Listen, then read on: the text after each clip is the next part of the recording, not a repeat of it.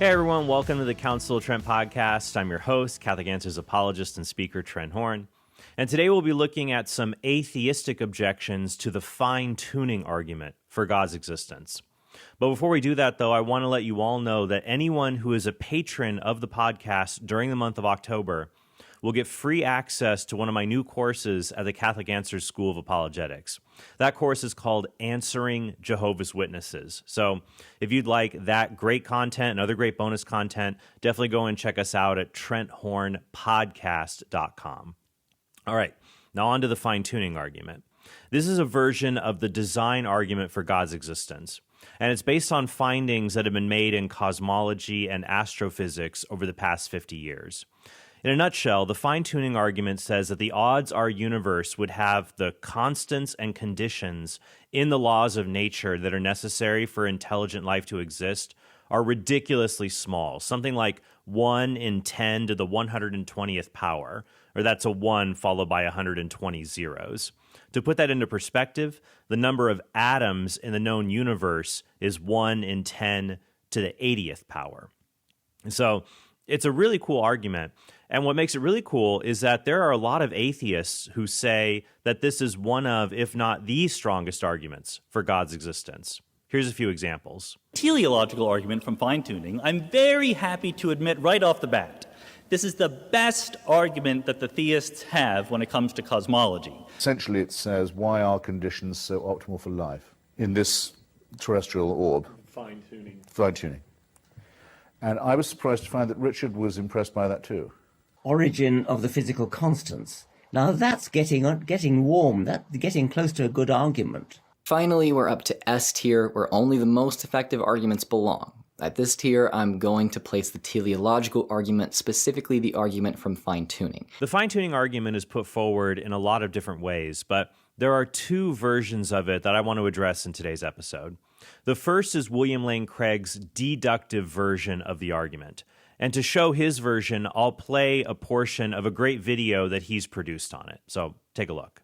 The very structure of our universe is determined by these numbers. These are the fundamental constants and quantities of the universe. The fact is, our universe permits physical, interactive life only because these, and many other numbers, have been independently and exquisitely balanced on a razor's edge. What is the best explanation for this astounding phenomenon? There are three live options. The fine-tuning of the universe is due to either physical necessity, chance, or design. Which of these options is the most plausible? Craig then argues that if necessity and chance do not explain fine-tuning, then the only option left is design. Another way to formulate the argument is based on things like probability theory, which is the way that Robin Collins and Luke Barnes have proposed the fine-tuning argument. Basically, the conclusion of the argument is that because fine-tuning is more expected if theism were true, and less expected if naturalism or atheism were true, it follows that fine-tuning provides evidence for theism over naturalism or atheism. This isn't a proof that God exists, but it does tip the scales in the direction of God's existence. The objections to both versions of this fine-tuning argument basically take two forms. First, there are objections that deny the reality of fine-tuning itself. Second, there are objections that deny that God is the best explanation for this fine-tuning. I want to also add there are other objections to the fine-tuning argument besides what I will cover in today's video, but right now I'm restricting myself to the most popular results that come up when you search for things like fine-tuning debunked. In future videos, I'll do more work on some of these other objections to the argument. All right, now, in order to head off the first set of objections, we need to specify what we mean by the term fine-tuning. Fine-tuning does not mean that an agent has carefully crafted something. If it did, then the argument would be circular. The term fine-tuning is actually neutral to the question of whether an agent or an intelligence is involved. According to Barnes and his co-author Lewis, whether such a fine-tuner of our universe exists or not, this is not the sense in which we use the term. Fine-tuning is a technical term borrowed from physics and refers to the contrast between a wide range of possibilities and a narrow range of a particular outcome or phenomenon. That's why, in order for the argument to be successful, we need to talk about fine-tuned constants in the laws of nature. And by that we mean that the range of possible values for these constants is large and mostly or almost entirely life-prohibiting. The range for them being life-permitting is much, much, much smaller. Therefore, the fact that they are life-permitting is an example of fine-tuning, given all the many more possible ways they could have been life-prohibiting. So now that that's understood, let's look at some objections to the claim that the constants in the laws of nature are fine-tuned. The first one is that the universe, and notice we're already off to a bad start by saying the universe rather than the values of the constants in the laws of nature, is not fine-tuned because most of it is hostile to life.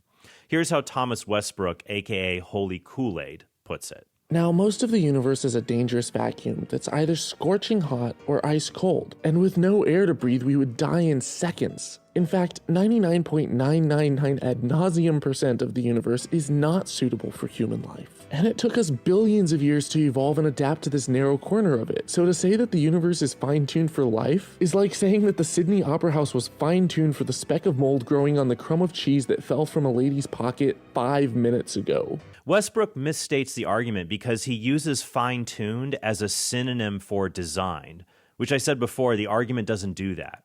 Sure, it seems implausible the universe is designed for life if most of it is devoid of life, just like it doesn't make sense to say the Sydney Opera House was designed for mold. But repeat after me, that is not what fine-tuning means. Fine-tuning isn't a property of the universe per se. It's a property of the constants in the laws of nature. If you randomly selected the values for the constants in the laws of nature, there's an almost zero chance the values would be life-permitting. So the fact that they are life-permitting means they are fine-tuned. So far, we've said nothing about who or what is doing the tuning. It could be chance or a designer. Fine-tuning claims themselves are neutral to that conclusion. For example, imagine in the future with amazing scientific tools, we explored 1 billion planets and proved none of them had organic life. Then we find one planet that has a tiny amount of organic life. Naturally, we would ask why this planet is different from all the others. We'd probably discover that the planet had just the right values for things like its size, its orbit, its distance from a star, its magnetic field. It had the right values to allow life to exist, any life. These values would have to be very wide in order for there to be 1 billion other planets to fall outside of this finely tuned range. So as a result, scientists would conclude this planet's characteristics were fine-tuned to allow life to exist. This doesn't prove the planet had a designer, because if the range of values is small enough, then it may only take 1 billion planets to form so that one of them ends up having life. And by the way, we'll discuss an objection framed like this against the fine-tuning argument, so stay tuned. But you couldn't disprove the claim that this planet was fine-tuned by simply saying, but it barely has any life at all. The fact that it has any life and billions of other planets don't requires an explanation. And that explanation is found in the planet having just the right values to support any life. In the same way, the fact that our universe has life in it, but countless, exponentially huge numbers of other possible universes would not have life, that also requires an explanation. And that explanation is found in our universe having just the right values in the constants of the laws of physics to support any life. And at this point, all we are saying is that those values are fine-tuned. Explaining why they're so improbably fine-tuned, that comes later in the argument. Finally, the emptiness of the universe may be necessary for intelligent life to evolve at all. If the vacuum of space were filled with organisms and breathable air, then the mass of the entire universe would be exponentially increased. But that means gravity would wreak havoc on any universe like this, according to Barnes and Lewis. So perhaps you'd like the entire universe to contain a breathable density of air. The problem? The collapse time for a system with such density is about 24 hours. Beautiful one day, crushed into oblivion the next. Westbrook's next objection is that maybe the universe only seems to be fine-tuned for human life. And if the values of some constants were different, then other kinds of life would evolve instead. But even though it's not fine-tuned for life, the parameters for life aren't nearly as narrow as we once thought. But let's take a look at the tardigrade. This little guy can survive temperatures as low as minus 328 degrees Fahrenheit. That's minus 200 Celsius. And as high as 300 degrees Fahrenheit, or 148.8 Celsius. Radiation? No problemo. They can take doses 1,000 times the lethal dose for humans, and can live on in pressures 6,000 times higher than that of our atmosphere. And we've even found other bacteria that can survive in outer space. Before I continue, I want to point out that Westbrook is not telling the whole story about the tardigrade. This is a tiny, alien-looking bug creature. It's only a few millimeters in size, and I think it actually shows up in the movie Ant-Man and the Wasp. So yes, a tardigrade can survive 300 degrees above zero for about 30 minutes. But after an hour, even temperatures of just 100 degrees, or a typical summer in Phoenix, will kill it. And a tardigrade can survive being frozen, but it's not able to reproduce when it's frozen. It just goes into a kind of hibernation state. The same is true of bacteria in space. One experiment involving bacteria in space that were put in space by astronauts resulted in the death of most of the bacteria. However, the dead bacteria shielded a minority of the germs from radiation. Now, Westbrook might concede these examples, but still say they don't refute his larger point, which is this. The fact is, we just don't know what the limits of life are. Sure, we've adapted to this planet, but the requirements for life in other circumstances may be broader than we ever thought possible. If we'd been born in a hotter planet, we would have likely evolved from thermophiles, and would have evolved better cooling mechanisms or internal systems that thrive in heat. Would you then say that that planet is so fine-tuned for life? Sadly, we just don't know whether life could exist if the conditions of our universe were very different, because we only see the universe that we see. First, the example of extremophiles, or organisms that evolve to live in very hot or very cold climates, that shows how life can evolve, not how it forms. It's probably the case that life can only emerge from non-life in any universe under a very specific set of conditions. If the universe were hostile to any life, then it could never form life in the first place. This also answers another objection based on what Douglas Adams calls puddle thinking. Here's how friendly atheist Hemant Mehta puts it. There's a famous analogy that author Douglas Adams used. It's like a puddle in a hole who thinks, wow, this hole perfectly fits my shape. It's like it was made for me. No, it's more like you found a way to fit into the hole. Similarly, the universe wasn't created for us. We evolved to fit the universe. Right, but we're talking about life emerging in the first place and being able to exist at all, not just evolve. So the better analogy would be not liquid water, but an elaborate ice sculpture falling into the ground and landing in a hole that it perfectly fits. That would make it a designed hole rather than just a random one, if it could fit something as unique as an ice sculpture. Second, and more importantly, what makes the constants in the laws of physics life-prohibiting is not that they make a planet slightly too warm or slightly too cold for humans. It's that if they're the wrong value, which in nearly all cases they would be, then they would make any condition for life to evolve impossible to occur. Here's some examples from Craig's video on the fine-tuning argument. Imagine a dial divided into 10 to the 60th increments. To get a handle on how many tiny points on the dial this is, compare it to the number of cells in your body, or the number of seconds that have ticked by since time began.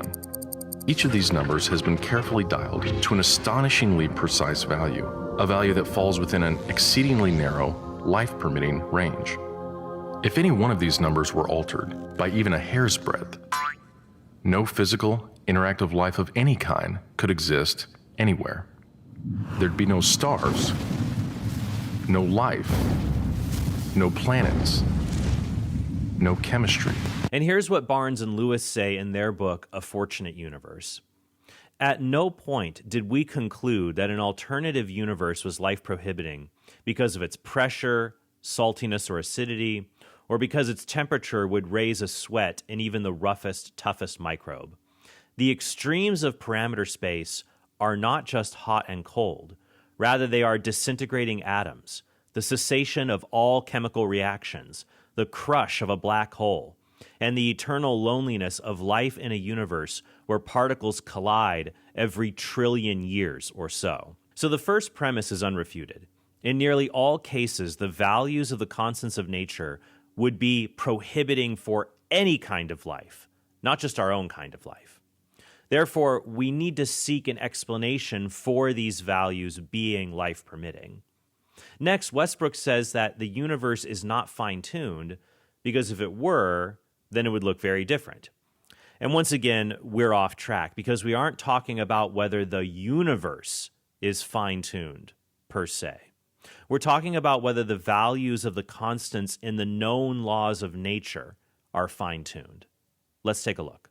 Allow me to paint a picture for you of what a universe fine-tuned for life might actually look like. Every star would be surrounded with multiple habitable planets, each in perfect equilibrium, and they wouldn't have shifting tectonic plates causing earthquakes or volcanoes. No dangerously sporadic weather conditions would exist, and we would be impervious to UV radiation if it existed at all. There would be a higher ratio of land to water, and a greater percentage of the water would be drinkable. The requirements for human life wouldn't be so minuscule and tiny. We'd possibly even be able to survive in outer space and explore it with ease. And while this type of universe may not be able to operate on its own according to our current laws of physics, it wouldn't have to, because it would be held in place by God. The very fact that our universe always adheres to physical constants and operates so well on its own is proof in itself that God is superfluous. Westbrook is correct that there are no values that can be assigned to these constants that would create the fantasy universe he envisions. Now his reply is that, well, if God fine-tuned the universe, then he could have created different laws, or he could have just not used any laws of nature at all. The fact that the universe has laws of nature is something that we'd expect on naturalism, not theism, according to him. First, if God is a perfect creator, though, then what makes more sense for him to create? A universe where he has to constantly intervene to keep it running? Or a universe that has predictable laws that reflect his wisdom over creation? I'd say the latter. But the more important point is that the fine-tuning argument does not ask the question, what kind of physical laws would we expect if naturalism were true? And what kind of physical laws would we expect if theism were true? That just gets way outside the scope of our understanding to put forward a comprehensive response. But as Barnes says, we can ask a smaller, more interesting question. What kind of values for the constants in the laws of nature would we expect if naturalism were true? And what will we expect if theism were true? Under naturalism, there is no preference for one set of values over another set. So the fact that the values are life-permitting is very unusual. But under theism, it isn't unexpected for life-permitting values to exist in these constants. Remember, when people make objections to an argument, ask, which premise does it attack? This attack Westbrook is making, it doesn't refute the claim that the range of life-permitting values is very small. It also doesn't refute the premise that this condition is due to necessity, chance, or design, or that this outcome is more likely if theism is true. All Westbrook is saying is that, according to him, if God designed the universe, it would look a certain way. But since it doesn't, that means God did not design the universe, which isn't a good argument because there are plausible reasons God might not create a universe, for example, where he always has to meddle in his own creation. In theism, life is not purely physical. It's not purely a collection of atoms doing things like it is in naturalism. I would think that no matter what the atoms were doing, God could still create life. God doesn't care what the mass of the electron is. He can do what he wants. The only framework in which you can honestly say that the physical parameters of the universe must take on certain values in order for life to exist is naturalism. Carroll's argument is essentially that fine-tuning is something we would expect under naturalism or atheism because life can only exist under very narrow conditions. But if theism were true, then God could create a universe with intelligent life in it no matter what the values, the constants of the laws of nature possess. But this objection assumes that God could indeed make different laws or just perform a bunch of miracles to make a universe only filled with hydrogen atoms, that is also filled with intelligent physical life. But according to Robin Collins, contrary to what one might see on Star Trek, an intelligent life form cannot be composed merely of hydrogen gas. There is simply not enough stable complexity. But could God make hydrogen gas or hydrogen molecules, these individual atomic elements? Could God make hydrogen molecules people? In order to answer that question, we need to talk about different senses of something being impossible. Some things are impossible for us, but not impossible for God, like walking on water. God can provide the human body enough upward force to counteract the forces pulling you down into liquid water. In these cases, God's power overcomes a natural impossibility. But God cannot do the logically impossible, like make someone a married bachelor or the creator of a square circle. God's perfection prevents him from causing contradictions like these. God also can't do the metaphysically impossible, or things that are impossible because they violate a truth about reality itself. These are things like making a colorful, shapeless object, or a prime minister who is a prime number. Or I would say things like a mouse giving birth to an elephant. In that case, God would be causing a mouse to have a mouse nature and a non-mouse nature at the same time, which is a contradiction, and God doesn't do contradictions. Likewise, the nature of a hydrogen atom may simply be that it is not complex enough to have a rational nature, and this is a truth about reality not even God can change. And imagining a hydrogen atom is rational, it doesn't mean it could really exist. But even if such a thing could exist, God may have good reasons for not creating a universe with only sentient hydrogen atoms. For example, such a universe might only have the most primitive rational thoughts. And it would be better to create a universe with much less life that had more profound relationships with God. Such a universe might also result in gratuitous suffering, such as having sentient hydrogen atoms exist for billions of years by themselves in the darkness of empty space. So this shows that if God created intelligent embodied life in a universe where he's not constantly keeping it in existence and circumventing natural laws like some incompetent landlord, then it would require the constants of the laws of nature to be fine-tuned so that intelligent, embodied beings with enough stable complexity would exist. That means the fine-tuning argument or fine-tuning that allows these beings to exist, it would be expected. So what we see here is something that at least it would be much more expected on theism than on naturalism or atheism, which under naturalism or atheism, there is no preference for the universe to have any kind of life existing within it. Now, the next objection is similar in some respects, and it comes from the self-described friendly atheist, Hemant Mehta, who I will say has actually said some very unfriendly things about Christians in the past, but I won't get into that here. And it also comes from Alex O'Connor, who I actually consider to be a very friendly atheist, and I've engaged him publicly on numerous occasions. Both of these gentlemen claim that we have no grounds to think the universe was fine-tuned for the existence of intelligent life, and that it's even arrogant to think that it was. But to say that the universe was fine-tuned just for us requires this assumption that we're special, and that the universe was geared toward creating us. It's a very arrogant approach to the world. My problem with this, a lot of this, is the sort of anthropocentrism of it all, assuming that we are the purpose. I mean, are we really expected to believe that some intelligent being decided to create a planet on which there were humans? And instead of just doing so, he decided to create an entire circus of cosmology, beginning with unnecessary expansions, billions of stars being born and died. What's interesting about this objection is that Christians have known for a long time we occupy an insignificant space in the cosmos. Here's how the 6th century medieval philosopher Boethius put it. But just think how puny and insubstantial such fame really is. It is well known, and you have seen it demonstrated by astronomers, that beside the extent of the heavens, the circumference of the earth has the size of a point. That is to say, compared with the magnitude of the celestial sphere, it may be thought of as having no extent at all.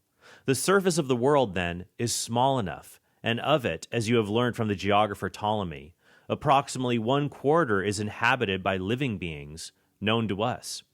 If from this quarter you subtract in your mind all that is covered by sea and marshes and the vast area made desert by lack of moisture, then scarcely the smallest of regions is left for men to live in. This is the tiny point within a point shut in and hedged about, in which you think of spreading your fame and extending your renown, as if a glory constricted within such tight and narrow confines should have any breadth or splendor. Also, when medieval philosophers said the earth was at the center of the universe, that wasn't because they thought that it was in the most important place. It's because the heaviest stuff in this model of the universe settled at the center, and the purer elements were actually higher up. In his commentary on Aristotle, St. Thomas Aquinas said, "In the whole universe, just as the earth, which is contained by all, being in the middle, is the most material and ignoble among bodies, so the outermost sphere is the most formal and most noble." And once again, the claim that saying the universe was designed for human beings is arrogant, well, that doesn't attack any premise in the argument. It's just an attack on the conclusion that God set the values of the constants of nature so that human beings would eventually exist. But why shouldn't we ask the question, what is special in the universe? The claim that humans don't matter, that's just based on our size, well, who cares? The most complex thing in the universe is a human brain. And certainly moral agents matter. Morality itself relies on that truth. Under naturalism, there is no preference for any values in the constants of the laws of nature. But theism entails the existence of an agent with intentions, and it is less unexpected under theism that the universe would be created for other agents with intentions. And so this counts in favor of theism being true. All right, so far we've seen that most objections to the first premise, or that the constants in the laws of physics are fine-tuned, it just misunderstands this premise. The critic thinks we're saying that the universe was designed to have the most life possible, or that fine-tuning is synonymous with God designed it, which of course would beg the question. The first premise is a religiously neutral description of the constants in the laws of physics that even non-religious scientists agree with. For example, in Luke Barnes' book, A Fortunate Universe, his co-author, Geraint Lewis, himself is an atheist. He believes fine-tuning is real, but he disagrees that there is a theistic explanation for it. But he does agree that the first premise, the universe is fine-tuned, is true and stands in need of an explanation. Craig's video also does a good job showing this is the case by quoting the British Royal Astronomer Sir Martin Rees, Stephen Hawking, and physicist David Deutsch, in that order, affirming the truth of fine-tuning without employing any religious convictions whatsoever in defending that truth. Wherever physicists look, they see examples of fine-tuning. The remarkable fact is that the values of these numbers seem to have been very finely adjusted to make possible the development of life. If anyone claims not to be surprised by the special features that the universe has, he's hiding his head in the sand. These special features are surprising and unlikely. But some critics say that the values for the constants in the laws of physics are not actually fine-tuned, and that there is a very wide margin under which they're life-permitting. In the next few clips, Westbrook comments on Craig's video regarding the gravitational constant, the cosmological constant, and the value of the weak force, saying that they're not actually finely tuned. So let's take a look. He'll show some of Craig's clips and offer his own comments. We'll start with the gravitational constant. But what about the constants of the universe? The force of gravity is determined by the gravitational constant. If this constant varied by just 1 in 10 to the 60th parts, none of us would exist. That seems pretty crazy, but here's what an actual physicist has to say about it. There's a famous example that theists like to give, or even cosmologists who haven't thought about it enough, that the expansion rate of the early universe is tuned to within 1 part in 10 to the 60th. That's the naive estimate back of the envelope, pencil, and paper you would do. But in this case, you can do better. You can go into the equations of general relativity, and there is a correct, rigorous derivation of the probability. And when you ask the same question using the correct equations, you find that the probability is 1. All but a set of measure zero of early universe cosmologies have the right expansion rate to live for a long time and allow life to exist. Westbrook is citing a clip from the atheistic physicist Sean Carroll in his debate with William Lane Craig. However, I have no idea what Carroll is talking about, and I'm not alone in assessing this clip. Other physicists who have commented on this part of the debate are just as perplexed, and here's why. The problem is that the gravitational constant, which was defined by Isaac Newton in 1680, it refers to the intrinsic strength of gravity between two bodies. Its value is 6.67259 times 10 to the negative 11 Newton square meters per square kilogram. But other scientific authorities say this particular constant is fine-tuned. An article in New Scientist magazine, for example, says, "The feebleness of gravity is something we should be grateful for. If it were a tiny bit stronger, none of us would be here to scoff at its puny nature." But then Carroll starts talking about the expansion rate of the universe, which is associated with another constant, the cosmological constant, which we'll look at shortly. But that constant, which is represented by the Greek letter lambda, it represents the strength of gravity in empty space, where there are no bodies being attracted to one another. So it sounds like Carroll is saying that G, the letter G, which stands for the gravitational constant, must have its particular value because the expansion rate of the universe will always be life permitting. But this just doesn't make sense. In fact, here's physicist Michael Strauss making the same point as I am. So what are your thoughts on the gravitational constant fine-tuning? Well, again, this isn't actually, to be honest, I'm not sure what either Holy Kool-Aid or Sean Carroll are talking about. Neither one gives enough information. First of all, the gravitational constant isn't the same as the expansion rate. So he talks about the gravitational constant, then he turns to Sean Carroll to talk about the expansion rate. Now, they're related in that the amount of matter in the universe gives you some idea of the expansion rate. And so I always have heard that the amount of matter in the universe is fine-tuned to 1 part in 10 to the 60th, and that would give the expansion rate. But I don't know what Sean Carroll is talking about when he says it's equal to 1. So I actually tried to find any papers at all. I spent about an hour looking for any papers that talked about the general relativity giving an expansion rate of 1. The only thing I know of is that if cosmic inflation occurred, then you would get the right mass density in the universe, where you'd have a flat universe, and I think you could call that an expansion rate equal to 1. The problem with that is that inflation itself has to be finely tuned in order to do that. It has to turn on at the right time. The mechanism has to turn off at the right time. Finally, the gravitational constant isn't even necessary to make the case for fine-tuning. Barnes and Lewis, for example, in their book A Fortunate Universe, do not include it in their calculations. But let's go now to the next example then, which is the cosmological constant. Or here's another one. Consider the expansion rate of the universe. This is driven by the cosmological constant.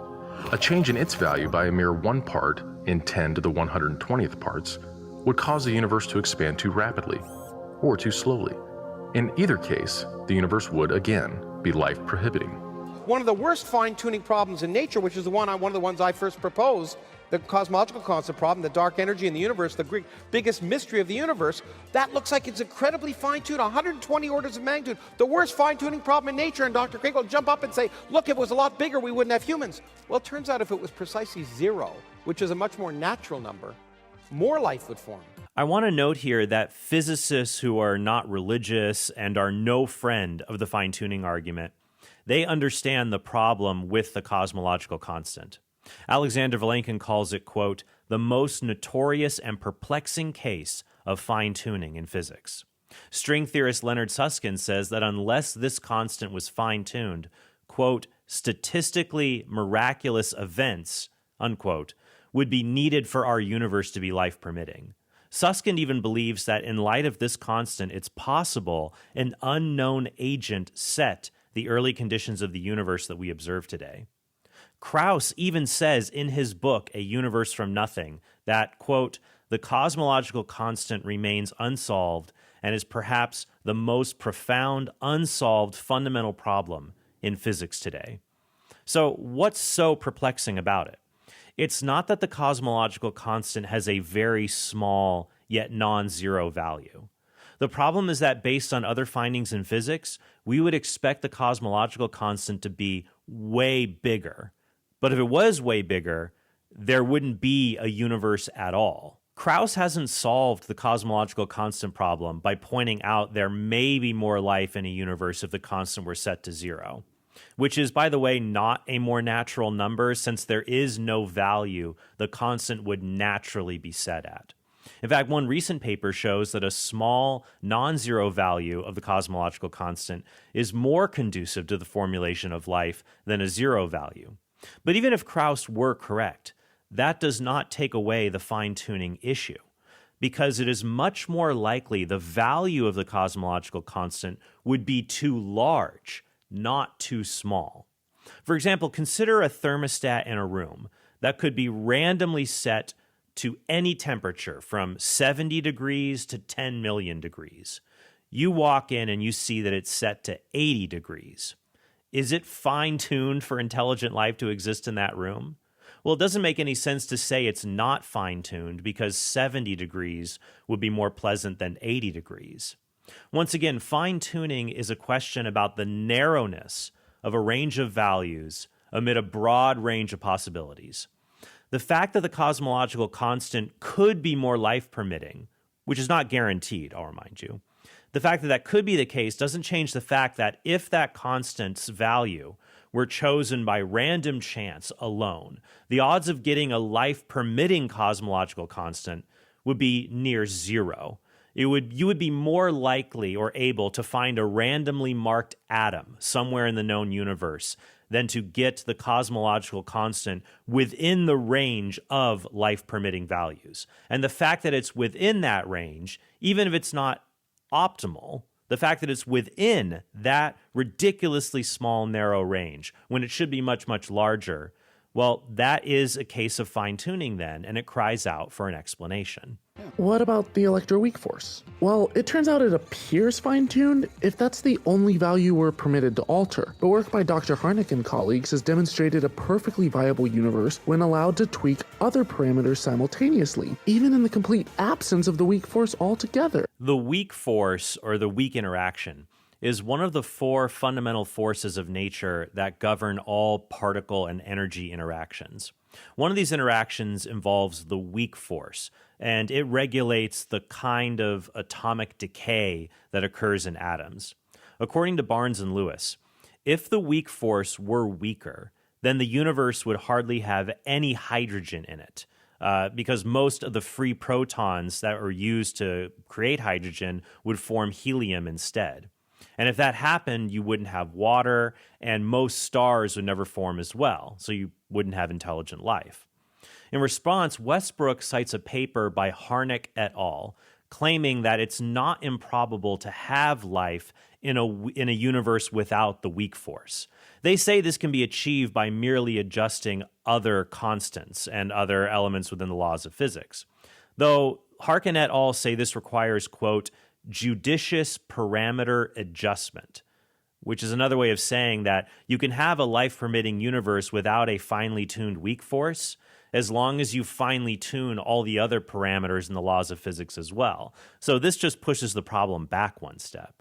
Moreover, in this paper, Harkin et al. Have really failed to grasp just how life-prohibiting a universe would be without the weak force. Here's an excerpt from their paper. They write, "The conservation of proton and neutron number, combined with the absence of weak decays, prevents the usual pathways to creating superheavy elements. There are amusing consequences of the absence of heavy elements and radioactive decay.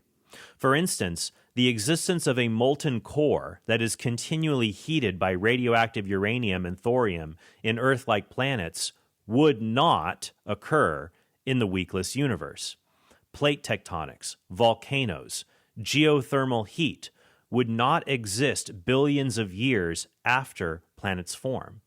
Nevertheless, we do not view this difference with our universe as anything more than a curiosity. But if you don't have a molten core to your planet, then you don't have a way to generate a magnetic field that is necessary to protect living things from radiation, which recent research has shown is necessary for life to exist on a planet. All right, let's recap the argument. Premise one is that the values for the constants in the laws of nature are fine-tuned. This is a factual claim that is widely supported in the literature. Lewis and Barnes write the following in their book against the claim that some scientists somewhere have shown the values are not fine-tuned. This is their response to that argument. Only a handful of peer-reviewed papers have challenged the fine-tuning cases we've discussed in this book, and none defend the contention that most values of the constants and initial conditions of nature will permit the existence of life. While there is more work to be done, and in particular, much more to be learned about the formation of life, the progress of theoretical, and particularly computational physics has tended to consolidate our understanding of fine-tuning. Now, the second phase of the argument goes like this. Craig uses a disjunction. He says that this fine-tuning is caused by necessity, chance, or design. And if it's not the first two, then it must be the last one, design. Collins and Barnes use more probabilistic arguments that modestly say fine-tuning is very unexpected if naturalism were true. But it's not as unexpected if theism were true. Therefore, fine-tuning counts as evidence for God's existence. So let's look at some of these alternative explanations for fine-tuning. The first would be the anthropic principle. These critics say fine-tuning is completely expected if naturalism were true, and people exist to ask about it. They might also say fine-tuning is necessary, because if the universe weren't fine-tuned, then we wouldn't even be here to notice it's fine-tuned. But since we are here, well, this is just a coincidence, and it doesn't need any further explanation. Here's how Hemant Mehta puts it. The simplest response is that regardless of the impossible odds, the truth is, if they really were impossible, we wouldn't be here right now contemplating the miracle of existence. The fine-tuning argument falls apart because the odds of us being here are 100% because we're here, which means that it happened. So the claim is that we don't need to ask why the constants are finely tuned, because if they weren't fine-tuned, well, we wouldn't be here to notice. And we can't even ask what are the odds the universe would have these constants, because odds or probability require more than one event to compare, and there's only been one universe. All right, what's wrong with this argument? First, the fact that we wouldn't notice if the constants weren't fine-tuned, that does nothing to explain the improbable event that they are fine-tuned.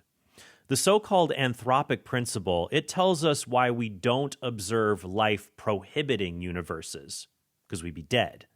It doesn't explain, however, why there is a life-permitting universe at all for us to observe, given how improbable it is. John Leslie, in his book Universes, uses an example of a man sentenced to die by a firing squad composed of 50 trained marksmen. The men shoot, but all 50 miss. Now, the man would surely wonder why this improbable event occurred. Why did all 50 of them miss when they were supposed to execute him? And it doesn't explain this improbable miss by saying, well, if they had not missed, I wouldn't be here to appreciate that fact. Therefore, there is no mystery at all. Leslie shows the anthropic principle fails to explain the fact of fine-tuning, just as the fact that, yes, if you survived 50 trained marksmen missing you, you would be alive to notice that they've missed, but you still won't need to wonder and should seek out an explanation for why this improbable event occurred at all. Instead, what we would say in the marksman case is that it's not necessary they would miss, and it's not by chance either, so it must have been designed either by the marksmen themselves or by somebody else, like somebody who switched out their bullets for blanks. Or we could say a collective miss by the marksman is expected if there was a conspiracy to save your life, and if there was no such conspiracy, a miss would be incredibly, highly improbable. So that counts in favor of the conspiracy theory. Likewise, the improbable event of fine-tuning is much more likely under theism than under naturalism. So fine-tuning is evidence that theism is true. Or if we find that necessity and chance are implausible explanations for fine-tuning, that only leaves design. Second, it doesn't make sense to say we cannot say anything meaningful about the odds our universe would be fine-tuned just because we only know that this universe exists and there are no other universes we know of in order to make a comparison. This understanding of probability, while it's very common, it's not universal. For example, what are the odds the dinosaurs would have gone extinct 65 million years ago instead of 100 million years ago, or 10 million years ago, or that they never went extinct? Now, we may not have the tools to answer these questions, but it seems like there was at least a chance the past could have been different, and we could assign rough probabilities to these differences. Or when I flip a coin, it doesn't make sense to say the odds it landed heads was 100% because that's what it ended up doing. The coin had 50-50 odds. The outcome was only known after the fact. Likewise, the odds that our universe would have the values in its constants, let's say it's 1 in 10 to the 120th power, this is something that can only be known after the fact, but it doesn't mean that it was determined or it had to be this way. In fact, when you study things like string theory and other theoretical physicists who compare other models of our universe, that's based on other kinds of real possibilities of the way things in physics could have been. Even if you say, well, whatever happens in the past had a 100% chance of happening because it did happen, and the universe is determined to act in only one way because of the laws of nature, i.e. if you're a hard determinist, that doesn't solve the problem for you. The constants make up the laws of nature. So the constants can't be determined by the things that they make up. The laws of nature, these are just descriptions of how things in nature tend to act. And under naturalism, which is the most common form of atheism today, even if atheists won't admit it, naturalism says that nature is the ultimate foundation of reality. There is nothing beyond nature that determines what nature will be under naturalism. Because if there were, we would say that whatever is beyond nature is supernatural, and so naturalism would be false. Instead, the constants in the laws of physics have to be determined by something else beyond nature. Nature itself can't determine them or what they'll be, so we should ask, well, why are they the way that they are? All right, so let's check out a few other atheistic explanations for the fact of fine-tuning and the constants of the laws of nature. The first would be that these values, contrary to what I've just said, are necessary. And so in every universe, they will always have the same value. What if fundamental constants are just the same? They can't be changed. There's no universal set of levers that you can turn and adjust, that they just, that is the way those things behave. There could perhaps be some purely physical rule to the universe which demands that these constants be the way they are. Now here's what's wrong with that objection. As I noted earlier, there is no such thing as a physical rule in the sense that there is a physical thing that acts as a rule for all other things. Maybe what this atheist meant was that there is a deeper law for physical things beyond the constants themselves that explains why they have the values they do. But as I said, laws of nature are just descriptions of how things in nature tend to behave. If the natural world is the most fundamental part of reality, then any deeper law would have to exist in some kind of immaterial reality in order to have force over the world, or something like a universal mind, which gets us right back to God. The prominent philosopher of science, Ernest Nagel, wrote that while some thinkers have tried to show that the laws of nature are necessary, that they couldn't have been different, he concludes that, quote, a demonstration of the necessity is lacking. Nagel goes on to point out that if the laws of nature were necessary, in the same way that mathematical truths are necessary, then scientists should stop doing experiments. They could just focus on completing math formulas instead. Of course, scientists don't operate with that attitude. Far from claiming necessity, scientists who work in a special branch of theoretical physics I mentioned earlier, string theory, They believe there are up to 10 to the 500 different possible universes that could have formed with different physical constants. Finally, even if the values in the laws of nature were necessary, and so every universe had to have these incredibly precise values, that still doesn't get rid of the problem.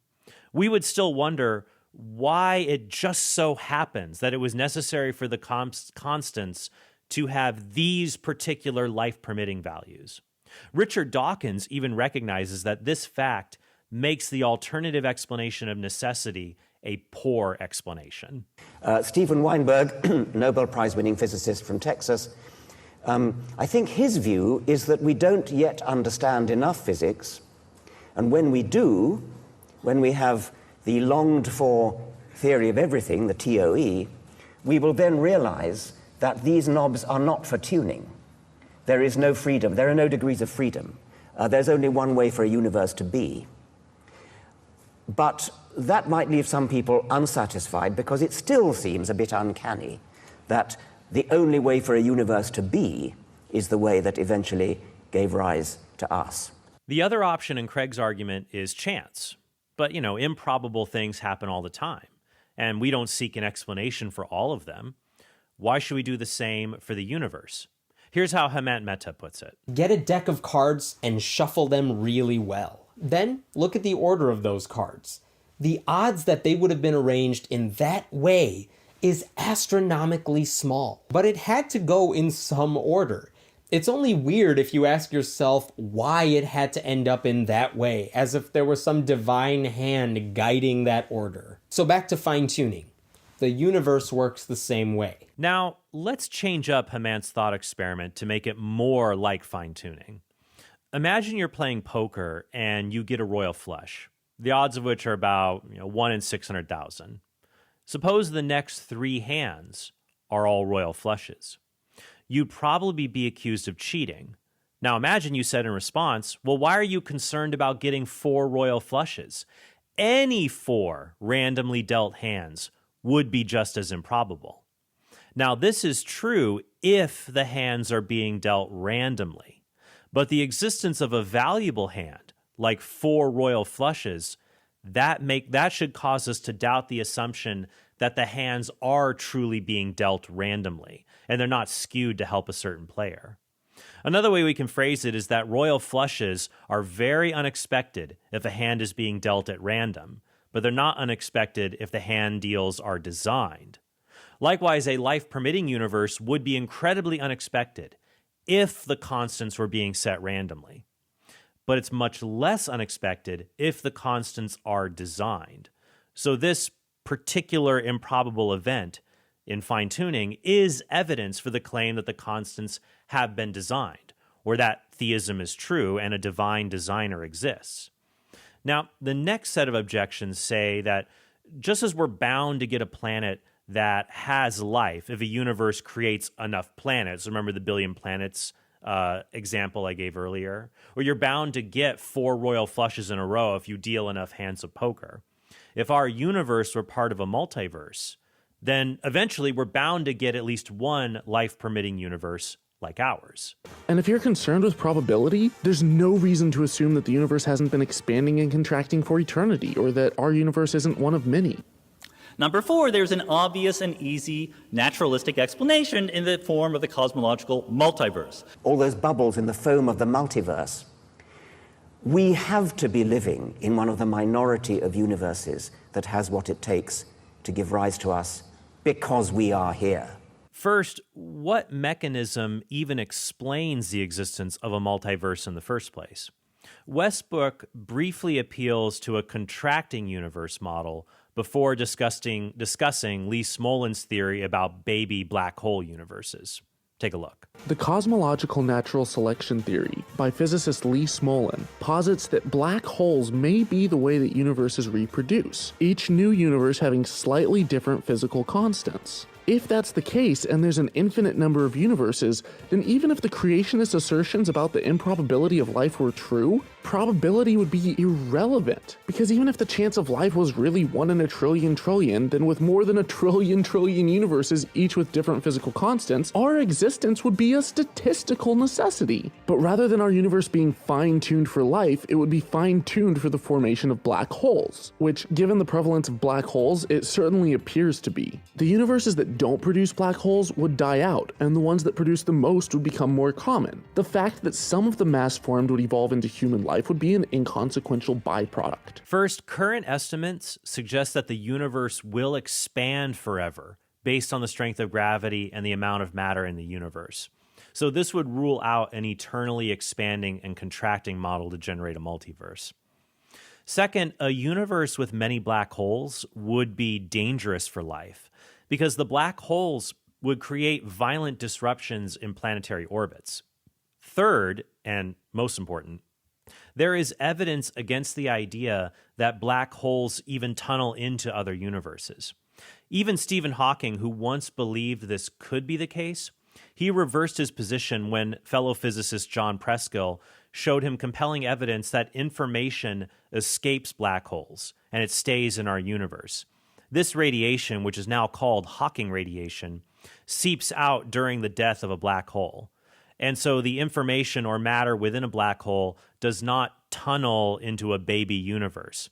It escapes back into our own universe. Hawking's even at an event at a conference, he informed the audience of this tragic news. He said, "There is no baby universe branching off, as I once thought. The information remains firmly in our universe. I'm sorry to disappoint science fiction fans, but if information is preserved, there is no possibility of using black holes to travel to other universes." But let's say some other unknown mechanism allows a multiverse to exist. Would the multiverse do away with the fine-tuning argument? There's actually a lot that can be said about the multiverse hypothesis, and I'll probably do my own episode just on that topic. But for now, I want to talk about one piece of evidence that's very interesting against the multiverse hypothesis to explain away fine-tuning. And here's what I want to discuss, is that if an observer exists in a multiverse, it's way more likely that observer would be a randomly produced brain than the massive low entropy universe we do observe. Here's how Craig puts it in his video. The probabilities involved are so ridiculously remote as to put the fine-tuning well beyond the reach of chance. So, in an effort to keep this option alive, some have gone beyond empirical science and opted for a more speculative approach, known as the multiverse. They imagine a universe generator that cranks out such a vast number of universes that, odds are, life-permitting universes will eventually pop out. However, there's no scientific evidence for the existence of this multiverse. It cannot be detected, observed, measured, or proved. And the universe generator itself would require an enormous amount of fine-tuning. Furthermore, small patches of order are far more probable than big ones. So the most probable observable universe would be a small one, inhabited by a single, simple observer. But what we actually observe is the very thing that we should least expect, a vast, spectacularly complex, highly ordered universe, inhabited by billions of other observers. So even if the multiverse existed, which is a moot point, it wouldn't do anything to explain the fine-tuning. And here's how one atheist, whose channel name is TMM, responds to what has been called the Boltzmann brain problem. If the multiverse contains so many different universes that the existence of every possible universe becomes inevitable, then the existence of this universe is inevitable. Rather, he seems to be arguing not that it is improbable for this universe to exist, but rather that it is improbable that we as conscious entities would find ourselves in this universe, given that we are vastly outnumbered by universes inhabited by space brains. Most of the observable universes in a world ensemble would be worlds in which a single brain fluctuates into existence out of the vacuum and observes its otherwise empty world. Thus, if our world were just a random member of a world ensemble, we ought to be having observations like that. Since we don't, that strongly disconfirms the world ensemble hypothesis. So chance is also not a good explanation. He's arguing that it's vastly more likely that you would find yourself living as a space brain than living here on Earth. But if we live in a universe in which every possible universe is accounted for, then even if you did find yourself in the apparently more probable circumstance of living as a space brain in one of these other universes, this universe would still inevitably exist. The problem with this response is we've basically torpedoed any sense of probability theory. It seems metaphysically impossible for an infinite number of universes to exist. Along with the problems of actually infinite sets existing, which I cover in my videos on the Kalam cosmological argument, if such a collection of universes existed within a multiverse, then nothing could ever be considered improbable, because everything in this multiverse has happened an infinite number of times. To go back to the royal flush cheating example, imagine if you said, well, if we live in an infinite multiverse, then there must be an infinite number of universes within the subset of infinite universes, just as there are an infinite number of numbers between 1 and 2. There are an infinite number of universes where I win with 4 royal flushes. So this had to have happened. Eventually, you'd probably just call shenanigans on this line of reasoning. What makes more sense is that even in a multiverse, there will be far more circumstances where you win by cheating with 4 royal flushes than you win by luck. Therefore, if you observe somebody winning with 4 royal flushes, you could conclude you're probably in the universe where cheating happened, not the universe where chance occurs. Likewise, even in a multiverse, an observer will most likely be a single Boltzmann brain. It won't be a large, complex universe like ours. But the fact that we observe this particular universe with other observers and how large and complex it is, that makes a designed universe more likely than an undesigned multiverse. Finally, a critic might agree that the universe is fine-tuned and necessity and chance are not really good explanations for the fine-tuning. But that doesn't mean that God is any better of an explanation. Or in some cases, they might say, God isn't an explanation at all. Let's start with Richard Dawkins. Well, theists say God did it. God twiddled the knobs and tuned the physical constants to have exactly the right values. That, of course, is no explanation at all because it leaves unexplained the tuner. It's just pushing the problem back one step. Dawkins' main objection to the design argument is that if the universe's complexity requires the designer, then why doesn't God, who is more complex than the universe, require a designer as well? But requiring an explanation for every proposed explanation to a phenomenon, that would create an unacceptable infinite regress. In fact, the atheistic philosopher Gregory Dawes, in his book Theism and Explanation, critiques Dawkins' demand for such an explanation in this way. He writes, Dawkins' idea is that religious explanations are unacceptable because they leave unexplained the existence of their explanans, or God. Dawkins apparently assumes that every successful explanation should also explain its own explanans, but this is an unreasonable demand. Many of our most successful explanations raise new puzzles and present us with new questions to be answered. Some explanations must be ultimate or final, because if they weren't, then you would have an infinite number of explanations that don't explain anything at all.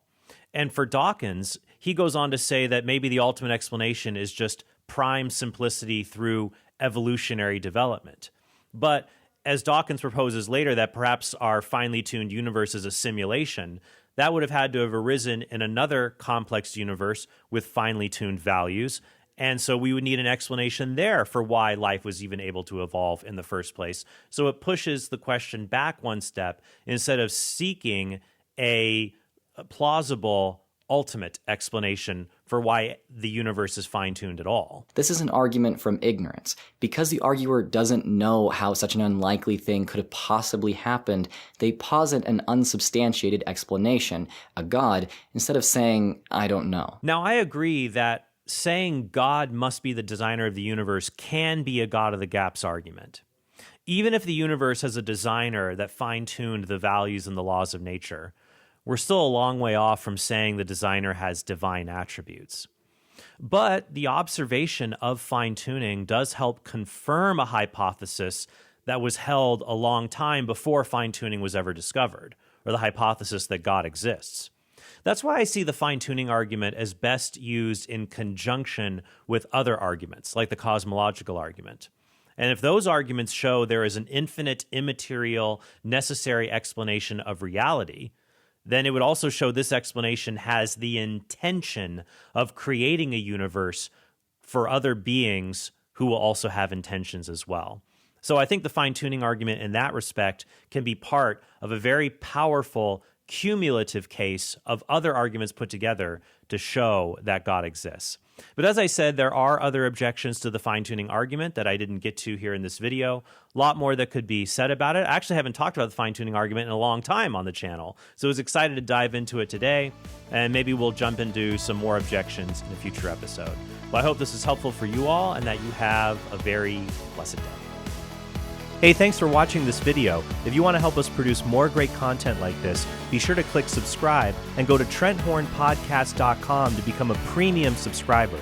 You'll help us create more videos like this and get access to bonus content and sneak peeks of our upcoming projects.